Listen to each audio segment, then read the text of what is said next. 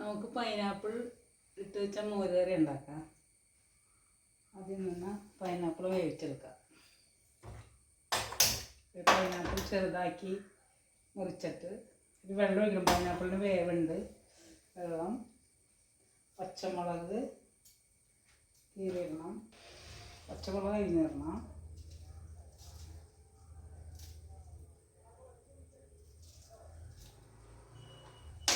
വേപ്പില കഴുകി വെച്ചാൽ ഞങ്ങളുടെ വീട്ടിലുള്ള വേപ്പിലാണ്. വേപ്പില കഴുകിയൊക്കെ വെച്ചതാണ്. ഇതിടണം, ഉപ്പിടണം, മുളക് പൊടി കുറച്ചിടാം, കുറച്ച് മഞ്ഞൾപ്പൊടി,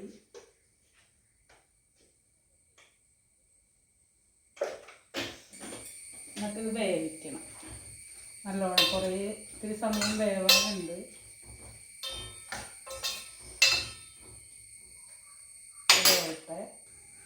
പൈനാപ്പിൾ വെന്ത് നമുക്ക് തേങ്ങ അരച്ച് വേവിക്കാം. തേങ്ങ അരപ്പ് ഒഴിച്ചെടുക്കാം.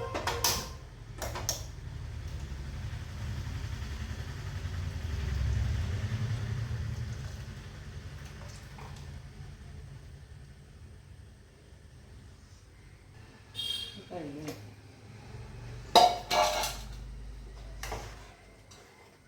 ഇനി അതൊന്ന് തിള വരുമ്പോൾ മോരൊഴിച്ച് കൊടുക്കും.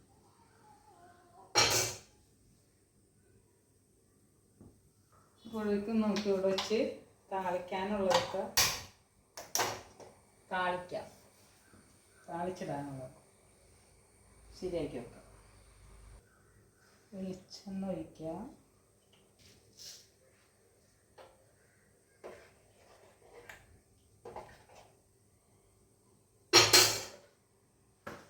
ഉലുവ ഇടാം, കടുകിടാം,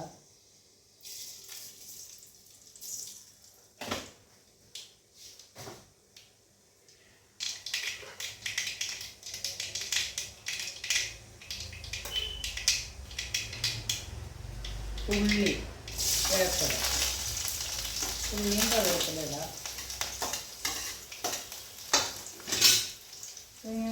രണ്ടാക്കി മുറിച്ചിടാം.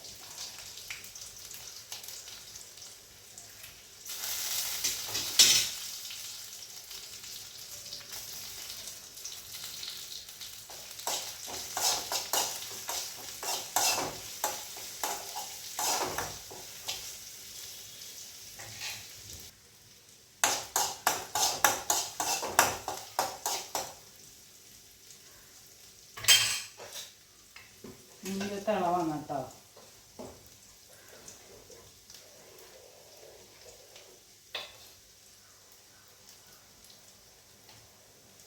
തൈര് ഒഴിച്ചു.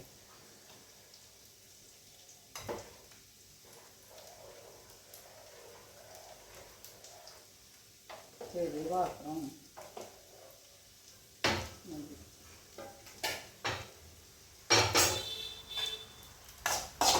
തിളക്കരുത്, ചൂടായാൽ മതി. തിളക്ക പിരിഞ്ഞു പോകും.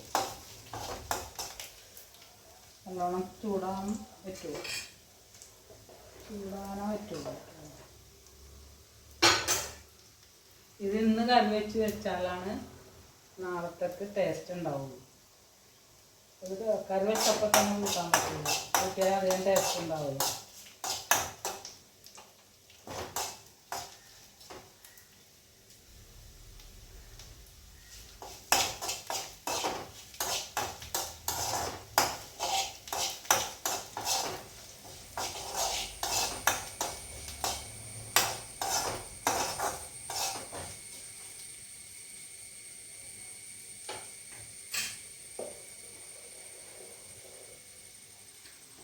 ഒക്കെ നോക്കാം.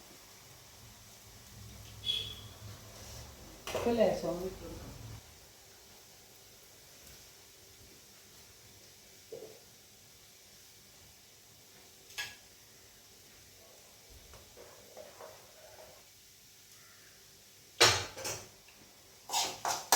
ഇതിലേക്ക് മുളക് പൊടിയും മഞ്ഞൾപ്പൊടിയും കൂടി ലേശിട്ട് കൊടുക്കാം. ഒരു കളർ കിട്ടാൻ വേണ്ടിയിട്ടാണ്.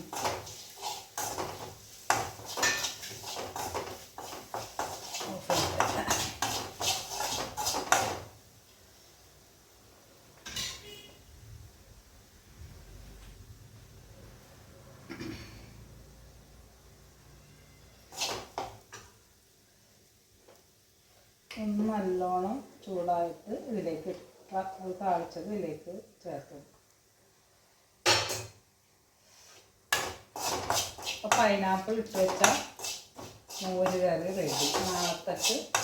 നാളെ ഉച്ചക്കലത്തേക്ക് നല്ല ടേസ്റ്റാവും. ഉച്ചക്ക് സദ്യക്ക് നല്ല ടേസ്റ്റാവും. ഇനി ഇഞ്ചിക്കറി വെക്കാനുണ്ട്. കുറേ നാളെ അവിയൽ സാമ്പാറൊക്കെ നാളെ വെക്കാൻ പറ്റുള്ളൂ. മസാലക്കറി ഇതൊക്കെ പിന്നെ തലേദിവസം വെച്ച് വെക്കണതാണ് നല്ലത്.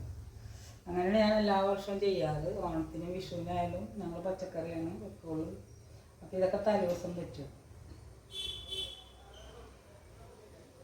നാളെ പിന്നെ ഞാൻ ഒറ്റക്കുള്ളത് ചെയ്യാനും അപ്പോൾ എല്ലാം കൂടി പറ്റുകയുമില്ല.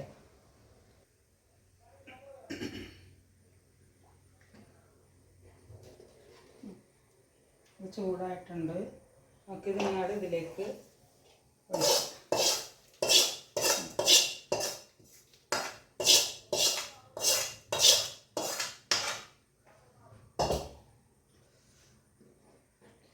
പൈനാപ്പിൾ കൊണ്ടുള്ള മോര് കറി റെഡി. നല്ല ടേസ്റ്റ് ഉണ്ടാവും നാളത്തേക്ക്. പൈനാപ്പിളിൻ്റെ മധുരമൊക്കെ ഇറങ്ങും. കുറേശ്ശെ മധുരമൊന്നും ചേർക്കേണ്ട കാര്യമില്ല. മധുരം കുറവാണെങ്കിൽ ഞാൻ ചിലപ്പോഴൊക്കെ ലേശം ഒരു 1/2 ടീസ്പൂൺ പഞ്ചസാരയൊക്കെ ചേർക്കാറുണ്ട്. ഇപ്പോൾ പൈനാപ്പിളിൻ്റെ ആവശ്യം വരുമില്ല. പൈനാപ്പിളിന് മധുരം ഉണ്ടല്ലോ.